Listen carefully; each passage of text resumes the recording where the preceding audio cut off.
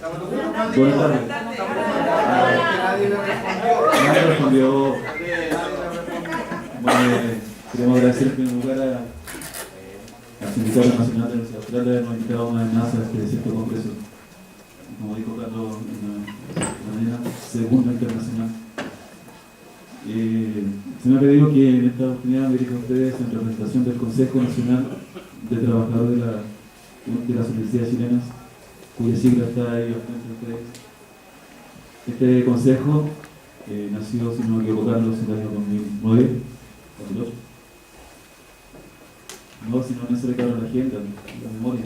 2009, Carlos, a partir de consejo, ¿verdad? 2008. Octubre de 2008, con la declaración de Valdivia. Aquí en Valdivia.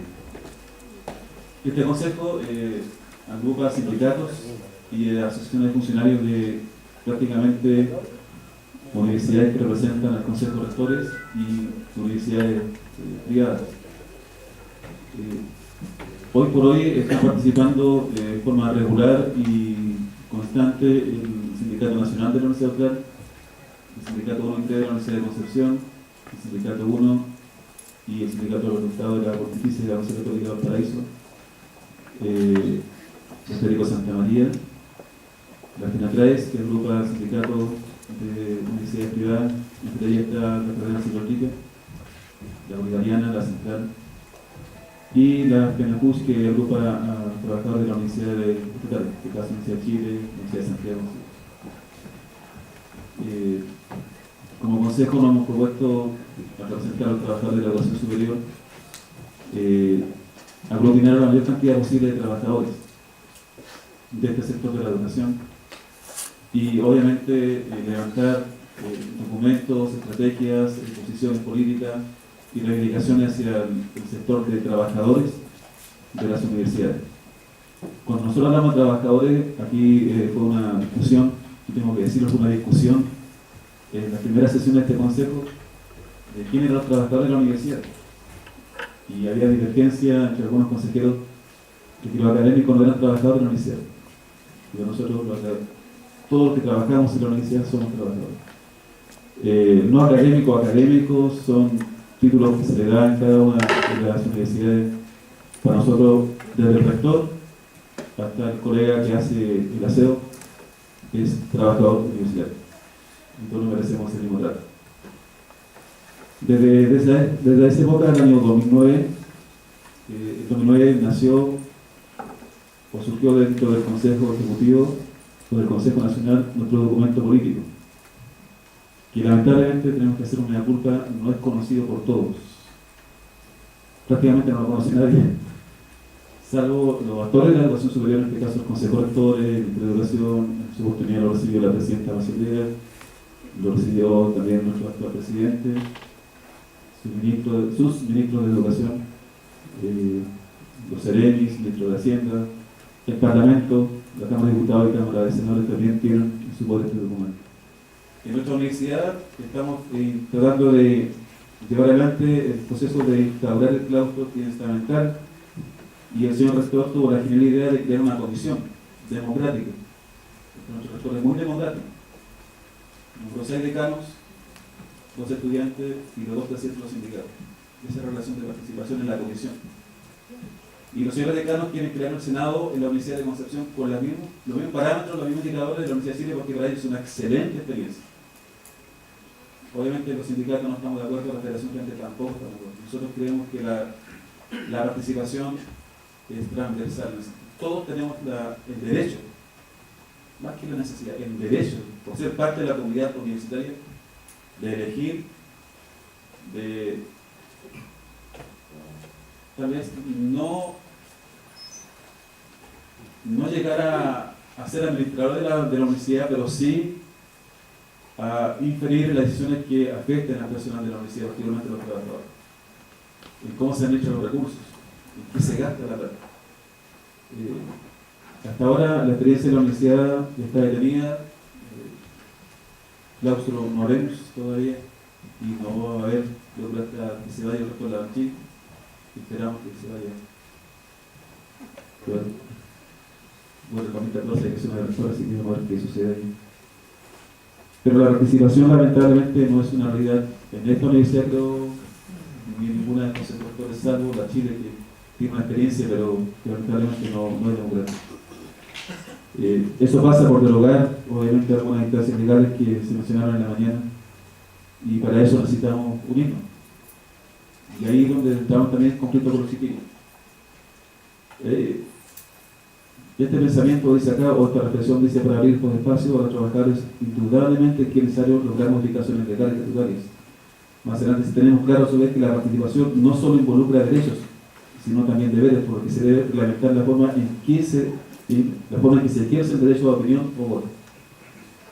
Que los distintos espacios creados para evitar caer en instituciones ficticias basadas solo en consignas y no ejercicio responsable de la opinión y del derecho.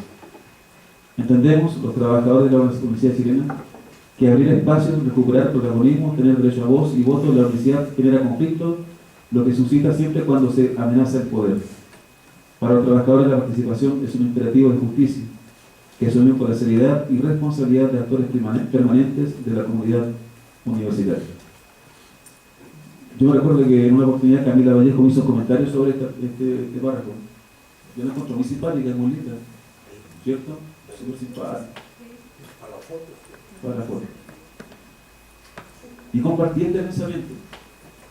Y cuando yo le hice ver si la Confederación Estudiante estaba dispuesta a respaldar al movimiento de los trabajadores en recuperar la participación democrática, me sacó a colación el Senado de la Chile. Y dice, pero eso no es participación. No, es que hay que aprovechar las experiencias que existen. No, nosotros estamos llamados a crear nuevas experiencias. No podemos repetir las experiencias que ya son nocivas y que son malas. Eso no tiene sentido entonces reunirnos para debatir temas que ya están creados y que probablemente no son buenos. Hay diferencias sustanciales con ellos, en realidad con la Federación Estudiantil.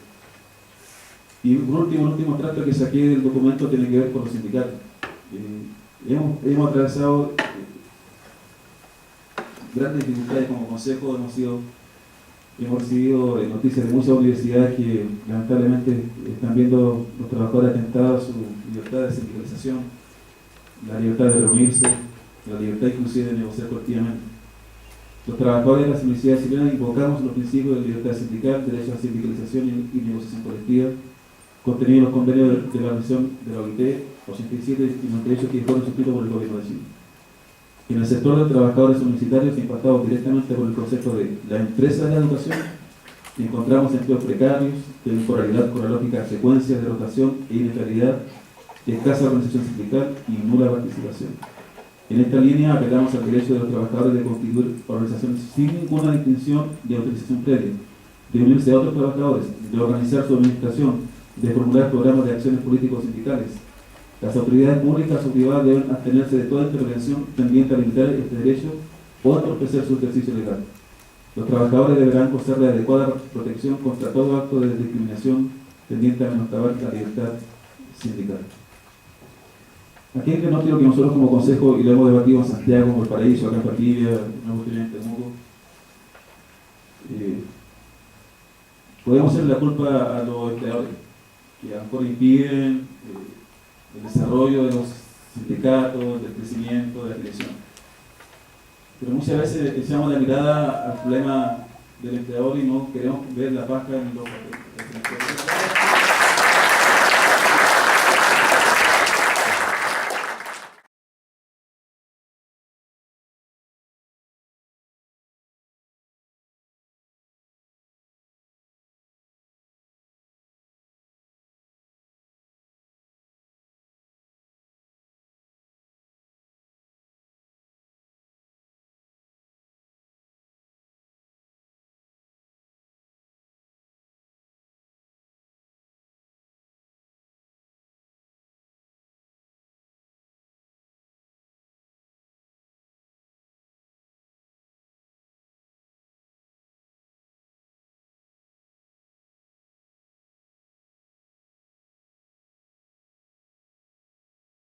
Buenas tardes, disculpen que me haya metido, pero lo que pasa es que Víctor, nuestro secretario general, es muy modesto, ¿verdad? Y me gustaría que ustedes tengan una idea de las actividades que realiza y la responsabilidad que tiene. él nunca lo va a decir, pero es secretario general del Sindicato del Personal de la Universidad Nacional de Cuyo, es secretario de capacitación de la Confederación de Trabajadores, General de Trabajadores en Mendoza, y esto tiene alcance nacional también. Es el coordinador de todos los proyectos de vivienda que se realizan a través de la Confederación General de Trabajadores de la provincia. Es integrante de la mesa ejecutiva de la Federación Nacional de Universidades Nacionales, y hace 4 años Víctor, que está a cargo del gremio. 22 años. La verdad que tiene una experiencia muy vasta y es importante tener estos datos, manejar estos datos para que tengamos el contexto en el cual él va a armar su charla.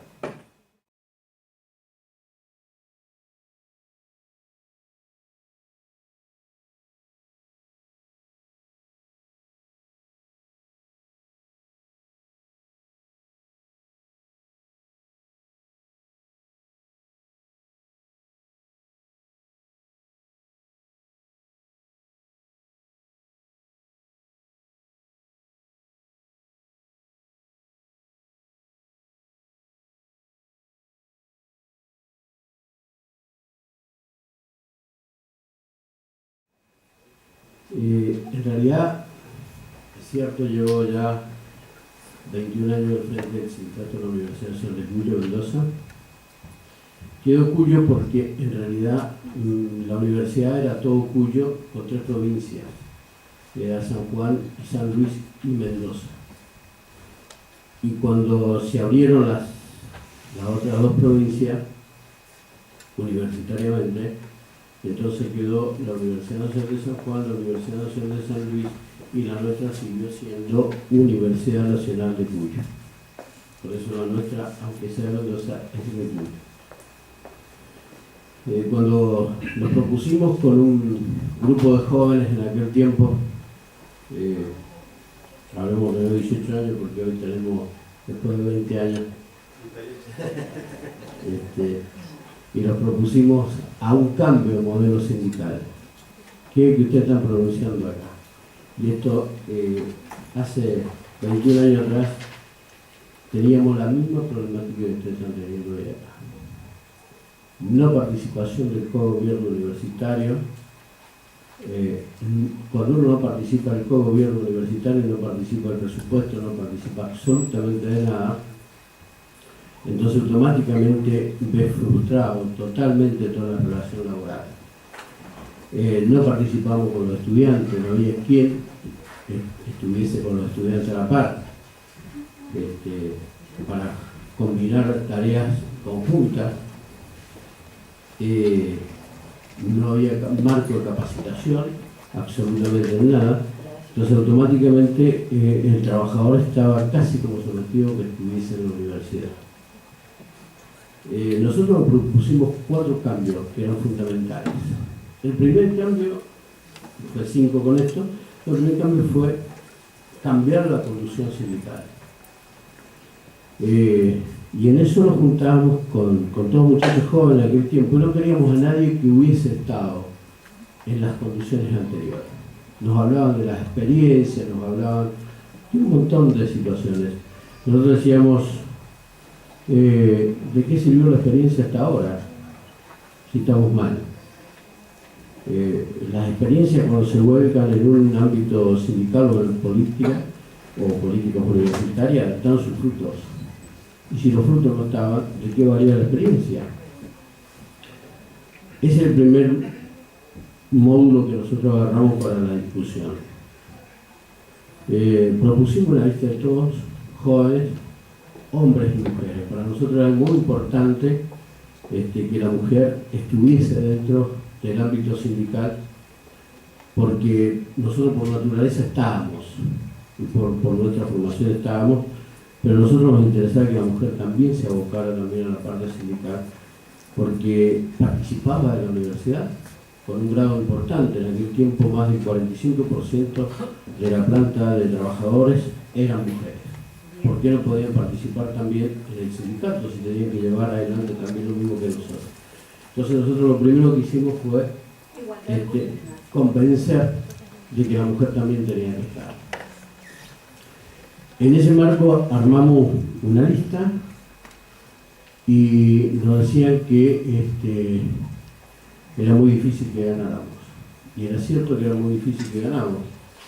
De hecho, que ganamos por 15 votos de diferencia. Cuando ganamos por 15 votos de diferencia, dijeron no duran más de 3 meses. Nosotros habíamos planteado 4 ejes de discusión en la universidad: cogobierno, capacitación, vivienda y el mejor salario. Eran los 4 ejes que nosotros teníamos que traer, en ese orden. Si en ese orden no lo hacíamos, automáticamente era imposible generar fuera de ese orden lo que nosotros queríamos. Los 3 meses hablan de los 21 años de gestión, que no es mía solo, porque son hombres y mujeres que me acompañan desde aquel tiempo y que acá están, y que si bien es cierto ustedes no habrán visto una mujer con nosotros, la llegada acá a Valdivia ha sido simplemente porque sus actividades, inclusive sus actividades como mamá, no pudieron estar, cosa que nosotros lamentábamos muchísimo, pero que realmente no deseaban lo mejor. El segundo proceso fue la capacitación de los trabajadores. Nosotros no podíamos discutir automáticamente nada si no estábamos capacitados para la situación que vivíamos universitariamente. Es decir, yo tengo que estar a la altura de las circunstancias, en este caso de la universidad, para discutir todas las alternativas que tenía. Entonces nosotros hicimos una agresiva capacitación que nos permitía a nosotros poder llevar adelante todo el conocimiento del trabajador. No nos importaba absolutamente nada. Nosotros hacíamos una asamblea y decíamos, señores, nosotros queremos todo el mundo capacitado. Y si mañana me reemplazan a mí en el sindicato, me lo reemplazan, pero me reemplazan mejor de lo que yo llegué, porque están mucho más preparados. Y si mientras más preparado teníamos el pueblo, mucho más era la posibilidad de la discusión donde teníamos que ir. Entonces automáticamente no nos quedaba, no le dejábamos ningún reparo a ellos como para que nosotros nos jugaran alguna atleta, como decimos los argentinos, para que nos diluyan la situación de la discusión que teníamos. Entonces automáticamente ahí, en esa jugada que hicimos de capacitación, encontramos un referente nacional en la que discutíamos nosotros junto con los diputados, junto con los senadores, y nos aprobaban el presupuesto, y nos aprobaron un presupuesto que se llamó PROCAC, Programa de Capacitación Universitario Nacional. Entonces con eso trajimos un montón de plata que nos permitió ponerla al servicio. Ni siquiera el rector sabía, la rectora en aquel tiempo, de dónde venía esa partida de plata. La habíamos discutido por fuera sindicalmente porque nosotros queríamos que los trabajadores se capacitaran para el futuro que se venía. Logramos la capacitación después de mucho tiempo. Hoy, le puedo decir, más de 18.000 cursos de capacitación variados, entre idioma, atención a la gente, de distintos puntos, de servicios generales, mantenimiento técnico y administrativos. Eso nos permitió llegar hoy a la estructura, vamos un poco más rápido para no aburrirlos, para que después me hagan las preguntas si ustedes quieren, a consolidar una estrategia muy fuerte en capacitación que termina ya hoy con 6 cortes de técnico de gestión administrativa, 2 cortes de licenciatura administrativa, y le digo que gente de servicios generales, que son los que limpian los baños, los que limpian los pasillos, se recibieron de técnicos de gestión administrativa. Entonces automáticamente no descuidábamos ningún cuadro, estaban todos los cuadros cubiertos. Automáticamente este pibe que limpia el baño, o esta señora que limpia el baño, como que es administrativa, está en conocimiento claramente de todo lo que es la universidad. Entonces nadie se nos puede escabullar en ningún momento. Luego de todo este tema, hasta ahí llevo 3 puntos de los que mencionaba, venía el mejor salario. nosotros habíamos propuesto que tenía que ser el mejor salario de los trabajadores, porque si los habíamos capacitado, los habíamos formado, le habíamos dado obligaciones, como dije de otra manera, que hay que tener obligaciones, los derechos y las obligaciones. Cuando los derechos están como tienen que estar, las obligaciones son inmediatas a los trabajadores. A los trabajadores la obligación no los asusta, cuando realmente el que está enfrente me respeta y me hace crecer. Nosotros en ese marco hemos discutido más de 10 años un convenio colectivo de trabajo a nivel nacional, junto con nuestro secretario general de la Federación, Nelson Farina, que a nuestro juicio es uno de los mejores secretarios generales del país, hecho que integra la CGT nacional. Y discutimos un convenio colectivo de trabajo que incluyera todo el sistema que compite a un trabajador y a su familia. No solamente el salarito, esto o aquello, sino todo lo que contenía realmente un salario digno. Nos costó 10 años, como decía hace rato, luchas. Es cierto que los trabajadores somos reacios a veces, es cierto que a veces no estamos convencidos de la discusión. El que tiene que estar convencido de la discusión es el dirigente. El dirigente sabe que tiene que llevar a los trabajadores y a dónde los tiene que llevar. Él no tiene que tener duda, no importa que el pueblo tenga duda. Yo no tengo que tener la duda. Entonces, cuando yo no tengo la duda, automáticamente es enfocado la discusión y entro a convocar. Convocaré a 10, 20, 30, 50 y así voy convocando, porque a nosotros nos pasaba lo mismo que le pasaba a ustedes. Teníamos salarios achatados, sindicatos que no discutían la situación que tenían que discutirla. Entonces automáticamente nosotros creíamos que esos cambios se podían hacer. Porque otros los cobraban, ¿por qué nosotros en la universidad no podemos cobrarlo?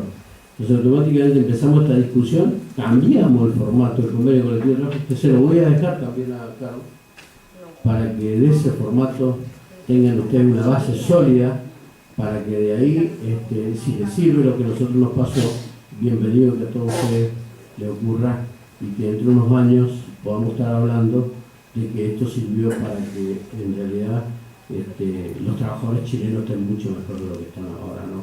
Y que el desgaste físico y psicológico y todo lo que sufre un trabajador, tanto hombre como mujer, tenga por lo menos un descanso en su jubilación.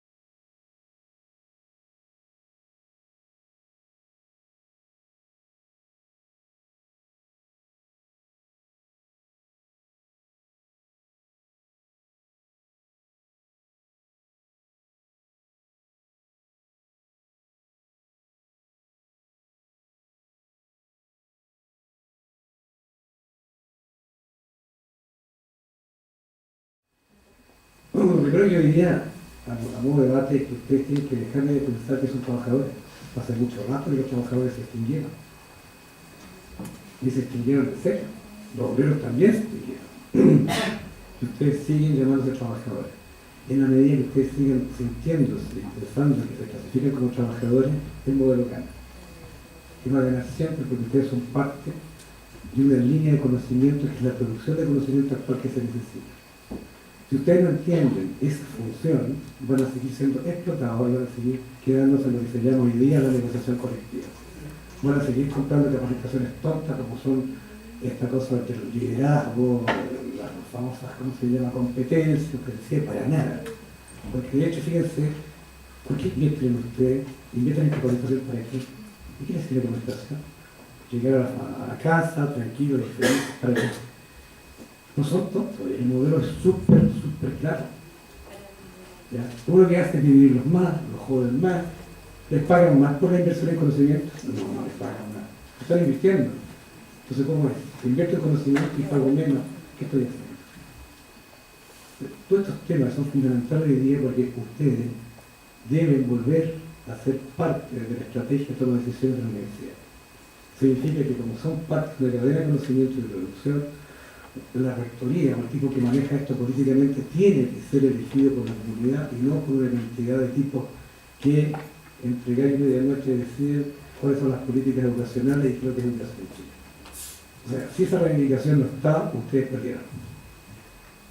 No lo piensen, y ojo, no piensen que esas reivindicaciones se las va a regalar la Concertación, ni el MEO, ni el MAO, nadie. O sea, esa es una reivindicación que es hoy día el modelo político es un modelo obsoleto, está hecho solamente para que ustedes tengan la posibilidad de creer que hay democracia. Democracia no hay, porque ustedes no se pueden ni siquiera decir no estoy de acuerdo, porque la represión es de alguna u otra manera llega. Entonces, no voy a quedar mucho, no voy a informar, para no quitar, digamos, la idea. Mañana les voy a contar más de esto. Pero les voy a adelantar algo. Miren, el año 2020, Chile necesita 200.000 técnicos en la minería. ¿De dónde creen que los van a sacar? 200.000. No hay ninguna universidad, no hay ninguna parte de Chile capaz de formar 200.000 técnicos operarios importantes para la minería. Me encanta ser fatalista, me encanta mostrar, pero si no les digo esto, ustedes van a irse a sus casas pensando que tuvieron una muy buena reunión y que lograron algo. La verdad, que si no hacen 3 o 4 cosas de aquí a 5 años más, no tienen absolutamente nada, porque el modelo hasta acá ganó. Y ganó en toda la universidad absolutamente. ¿Qué es lo que preparan hoy en día? Pregúntense ustedes, ¿cómo son los alumnos que llegan? ¿Cómo son los estudiantes? ¿Cómo son los profesores? ¿Cómo están ustedes como estudiantes? ¿Cómo son tratados? Entonces, queridos compañeros, se los digo como doctor en ciencia. O empieza a pensar que trabajamos hacia un pensamiento distinto, entendiendo muy bien cómo es el enemigo hoy día, y superando justamente a la parte académica que es una ala reaccionaria en el conocimiento. Digo así, cada uno es absolutamente reaccionaria la académica en el conocimiento. No le importa la ideología, no le importa la participación de un país, no le importa nada. Y sigue pagando cuentas, una serie de cosas que es un cotidiano. Ya, compañeros, se me pasó la idea. Pero abrí el debate. Usted. Con razón no quería estar por eso la voz no quería.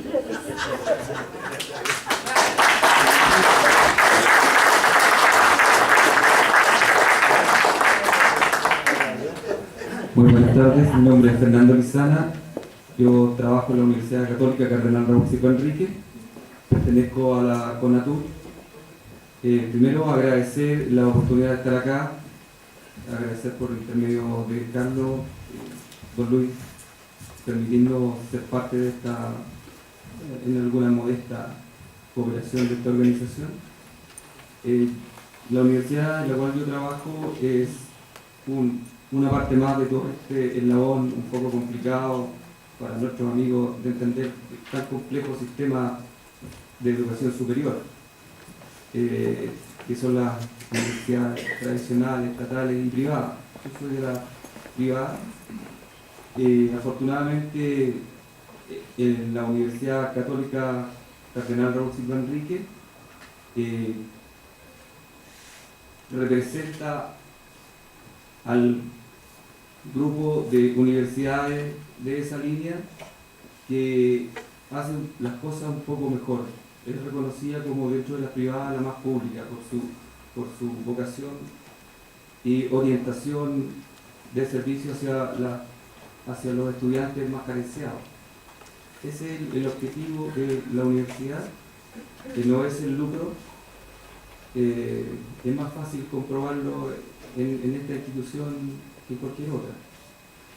Nosotros como sindicato estamos trabajando en la formalización de los procesos de integración que nos permita consolidar los lazos de amistad y de solidaridad, entendiendo lo que se estaba hablando un poco antes, de que no somos solidarios cuando a un compañero, cuando a un sindicato está pasando o atravesando por dificultades.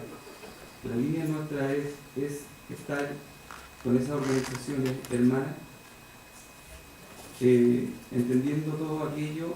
Tenemos que generar una agenda de trabajo para afrontar las problemáticas en común.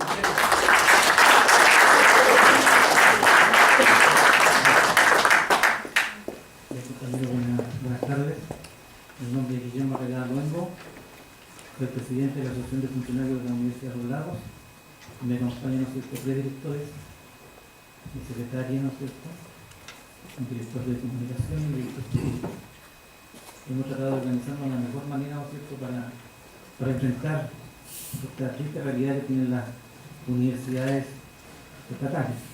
¿Por qué digo triste realidad? Porque la verdad, uno tiene mucho contacto con otros dirigentes de las mismas universidades, que en todas las universidades se toman decisiones, ¿no es cierto?, finalmente por las autoridades, por decirlo más preciso, por el director elegido, ¿ya?, sin ninguna responsabilidad. Vienen las crisis económicas, ¿ya?, y quienes pagan el pato son los funcionarios. Esa es nuestra triste realidad. ¿Y eso por qué? Porque estas universidades tienen la característica de que son de todos dentro de la universidad y de nadie. Y cuando se da esa situación, de por sí, ¿no es cierto?, nos asume mucho la responsabilidad de acuerdo a la investidura que tiene cada uno de los actores que están dentro de la universidad. Y es por eso que yo en la mañana hacía una pregunta a don Carlos en su actuar en el Consejo de Rectores, porque es increíble la cantidad de anormalidades que se está hablando en las universidades estatales, donde se está privilegiando, ¿no es cierto?, el crecimiento, que si bien es cierto se da el crecimiento en la universidad, y nosotros hace 20 años atrás, más o menos sí, 20 años atrás teníamos un patrimonio de 4.500 millones de pesos, hoy día tenemos nosotros un patrimonio de 33.000 millones de pesos. Pero también se ha dado de que dentro de la universidad los académicos, que han sido los gestores de muchos programas, ya que les han permitido a la universidad, en este caso a la Universidad de los Lagos, nosotros crecer, pero ellos también, por su gestión, y bien se lo merecen, ¿ya?, también se les paga, ¿no es cierto?, por su gestión. Y eso pasa en todas partes.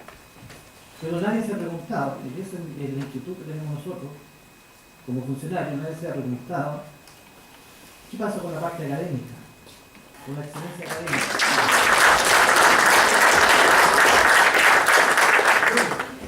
Bueno, muy breve. Mi nombre es Julio Lencina, soy personal de apoyo académico, pero no docente, de la Universidad Nacional de Cuyo. Escuchado con mucho sentimiento también al doctor, y me voy a permitir una pequeña discrepancia. Soy, y lo digo tal vez por ser licenciado en Administración Pública y en Ciencias Políticas, y tener un posgrado en docencia universitaria. Algunas cuestiones que nosotros entendemos, porque parece que asistimos a la presencia de dos modelos, ¿no? Tampoco somos fatalistas, nosotros somos más, pensamos las cosas en un sentido mucho más positivo. Siempre planteo yo este tema gráfico. Nosotros estamos acá y queremos llegar acá. Tal vez no llegamos, pero llegamos acá, lo que es bueno, porque antes estábamos acá. Yo sí creo que hay que soñar, sí creo que hay que plantearse nuevos escenarios. Creo que hemos crecido, creo que nos ha ido bien, formamos parte del gobierno de la universidad, formamos parte de las decisiones de la universidad, gestionamos nosotros la capacitación, no los docentes, no el sector académico, no se lo dejamos a los docentes. Nosotros queremos perfectamente una carrera de 3 años para el personal de la universidad. Nosotros definimos la currícula, todos los contenidos, todos los objetivos que debe tener un plan de estudio, lo armamos nosotros. ¿Sí? Obviamente con el respaldo y todo dentro de los marcos jurídicos y normativos de la UCRAS.